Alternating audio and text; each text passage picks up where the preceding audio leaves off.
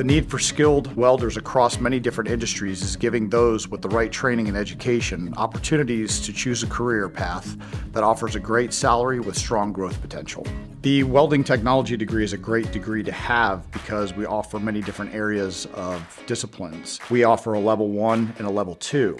However, the degree program, as you're working through that, will allow you to attain the level 1 and level 2 certificates on top of getting a diploma. So the typical student that enjoys welding is one that is more tactile, hands-on, likes to use their brain, very creative. It's sort of that curiosity of how did this become this? The job market right now is very strong, and we don't see that slowing down anytime soon.